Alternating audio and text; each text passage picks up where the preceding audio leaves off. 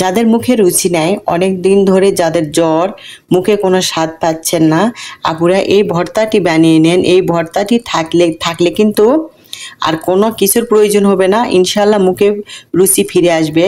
আমার প্রিয় আপুরা, প্রিয় বন্ধুরা, প্লিজ আমার ভিডিওটি দেখার আগে একটা লাইক দিয়ে আমার ভিডিওটি দেখা শুরু করবেন। আসসালামু আলাইকুম ওয়া রাহমাতুল্লাহি ওয়া বারাকাতুহু। আমার প্রিয় বন্ধুরা, আমার প্রিয় আপুরা, আপনারা কেমন আছেন? আশা করছি যাই যেখানেই আছেন অনেক ভালো আছেন। আমরাও আলহামদুলিল্লাহ অনেক ভালো আছি। আজকে আমি রসুন পেঁয়াজের ভর্তা বানাবো। আমি কিভাবে রসুন পেঁয়াজের ভর্তা বানাই আপনারা আমার সাথে থাকবেন, দেখবেন। আমি এখন এই রসুন পেঁয়াজগুলি খোসা ছাড়িয়ে নিব, নিয়ে ভালো করে ভেজে নিব।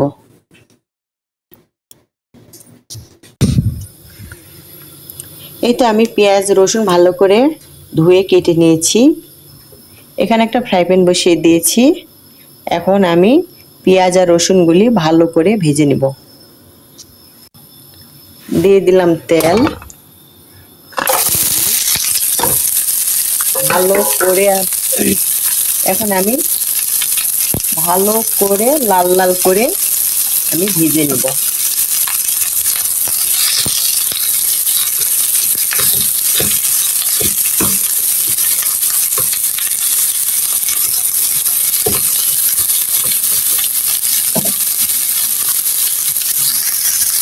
এই তো পেঁয়াজ রসুনগুলি দেখেন একটু কালার চেঞ্জ হয়েছে, আরও আমি ভালো করে ব্রাউন করে ভেজে নিব। এভাবে ভেজে ভর্তা করে রাখলে কিন্তু ফ্রিজের মধ্যে এক সপ্তাহ ধরে খাওয়া যায়। আর এই ভর্তাটি গরম ভাতের সাথে কিন্তু অসাধারণ লাগে। যাদের মুখে রুচি নাই, যারা ভাত খেতে পারে না, যাদের হয়তো জ্বর, তারা এরকম করে ভর্তা বানিয়ে খেয়ে নিতে পারেন। 1 প্লেট কেন 2 প্লেট ভাত খেয়ে নিতে পারবেন। আমি একটু লবণ দিব, তাহলে এই পেঁয়াজগুলি একটু নরম হবে আর তাড়াতাড়ি আউরিয়ে আসবে। দিয়ে দিলাম একটু স্বাদ মতো লবণ। এখন আমি আরো কিছুক্ষণ ভেজে নিব।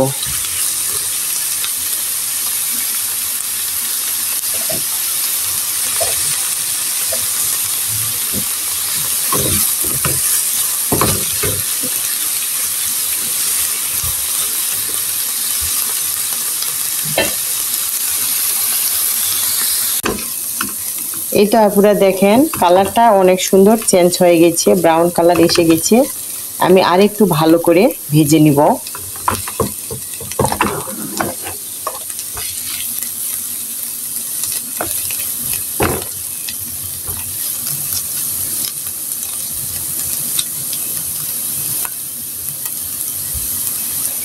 এই ভর্তাটি বানিয়ে কিন্তু ফ্রিজের মধ্যে 7 দিন 8 দিন ধরে রাখিয়েও কিন্তু আমরা খেতে পারি।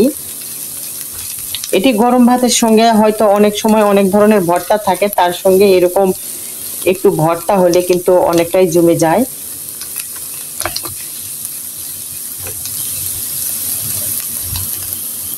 এটি একটি মুখরোচক একটি ভর্তা।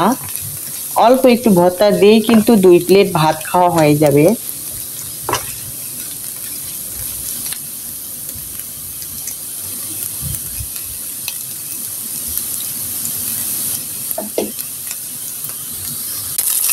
এই তো আমার রসুন পেঁয়াজ ভাজানো হয়ে গেছে, দেখেন অনেক সুন্দর একটা লুক এসেছে। আমি এখন এইগুলি ব্লেন্ডার করে নিব। এতদূর এসেও যারা একটা লাইক দিতে ভুলে গেছেন, প্লিজ আপুরা ভাইয়ারা একটা লাইক দিয়ে দিবেন। নতুন বন্ধুরা আসলে প্লিজ আমার চ্যানেলটি সাবস্ক্রাইব করে দিবেন আর একটা শেয়ার করে দিবেন।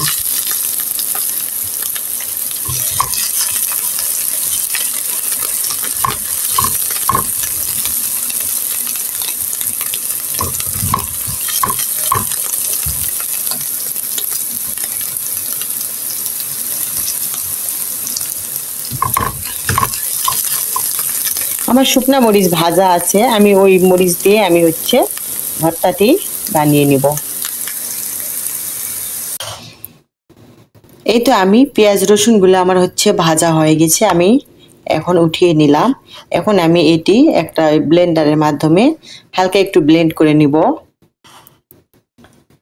এই ভর্তাটা দেখতে যেমন লোভনীয়, খেতে কিন্তু অনেকটাই মজা, অনেকটাই দুর্দান্ত হয়। গরম ভাতের সাথে এই ভর্তা থাকলে কিন্তু আর কোনো কিছুর প্রয়োজন হবে না। আপুরা একবার হলেও এই ভর্তাটি আপনারা ট্রাই করবেন। এখন আমি এখানে এখন ঢেলে দিচ্ছি।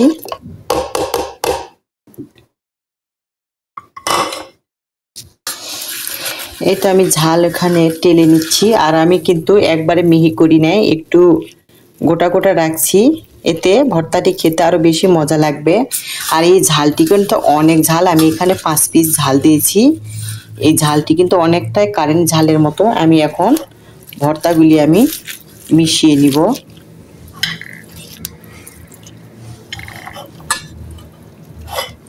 এই তো আমি মরিচের সঙ্গে সবগুলি পেঁয়াজ রসুন মিশিয়ে নিচ্ছি।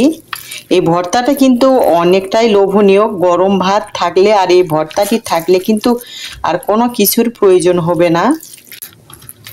প্লিজ আমার প্রিয় আপুরা, প্রিয় দিদিরা, প্লিজ আপনাদের কাছে আমি একটা রিকোয়েস্ট করি, প্লিজ আমার ভিডিওটি না টেনে ফুল ওয়াশ করে দিবেন। আমি যার ভিডিও দেখি তার ভিডিও আমি ফুল ওয়াশ করে দেই, আপনারাও দেখে দিবেন প্লিজ।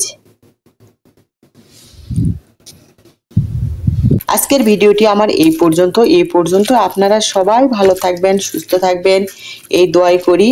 আমাদের জন্য দোয়া করবেন। আসসালামু আলাইকুম ওয়া রাহমাতুল্লাহি ওয়া বারাকাতুহু।